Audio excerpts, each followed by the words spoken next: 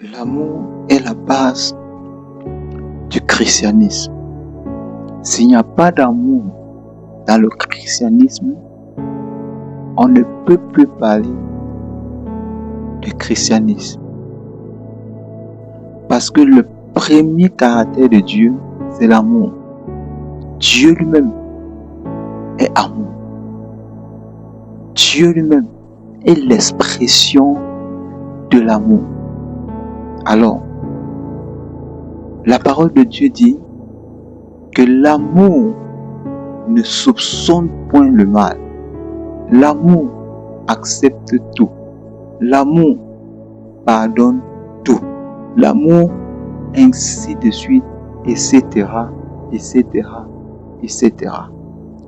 Il n'y a pas de place pour la discrimination quand on parle d'amour, que ce soit en milieu chrétien ou au milieu de la famille ou en milieu familial.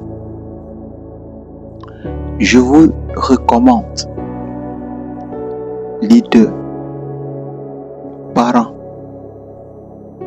frères et sœurs, église, membres d'église, manifestons l'amour les uns pour les autres. Un amour qui ne se base sur aucun intérêt. Que tu fasses du bien à ton enfant sans te dire j'attends ceci. Que tu fasses du bien à ton frère, à ta soeur, sans te dire j'attends ceci.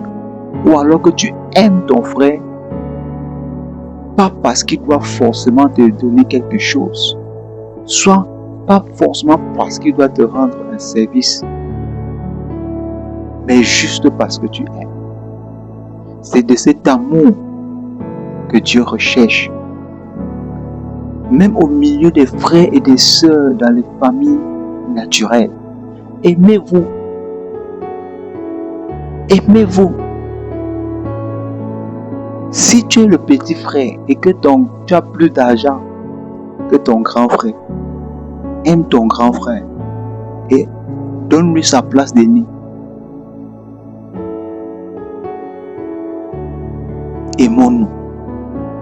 C'est en nous aimant les uns pour les autres que nous accomplirons ensemble la volonté de Dieu. La parole de Dieu dit toute chose doit passer. Toute chose passera. Les miracles vont passer. Les prophéties vont passer. Les maisons vont passer. L'argent doit passer. Même la gloire que nous recevons de la part de Dieu passera. Une seule chose demeurera, c'est l'amour. Une seule chose demeurera, c'est l'amour. Même la puissance que tu as en tant que leader, ce sera enlevé un jour. Quand tu retourneras. Mais une seule chose demeurera. C'est l'amour. C'est la charité.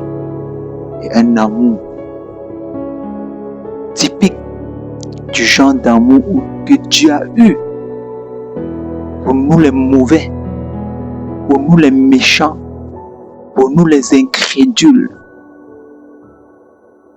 qui avons le cœur dur.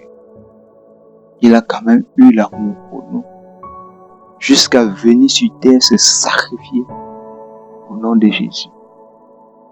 Sous le nom de Jésus.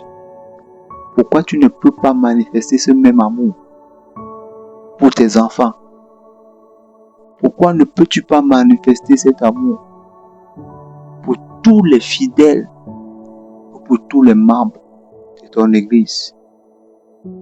Pourquoi ne peux pas tu manifester cet amour inconditionnel?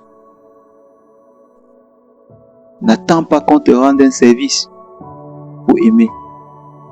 N'attends pas qu'on te fasse du bien pour aimer.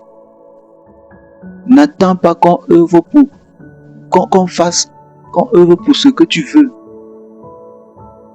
pour aimer. Non. Aime.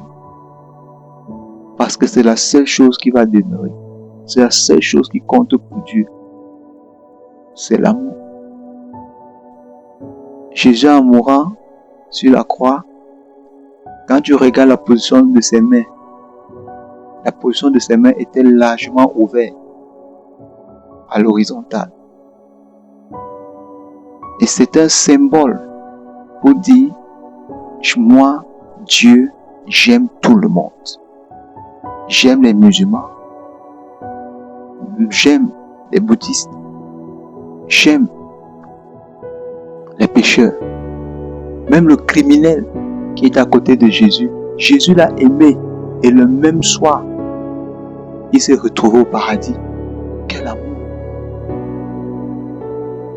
Je te recommande et je nous recommande. Manifeste l'amour et n'attends rien. Aide et n'attends rien. Sers et n'attends rien. Car Dieu est le seul maître des temps et des circonstances. L'amour inconditionnel. Partagez ce message. Shalom.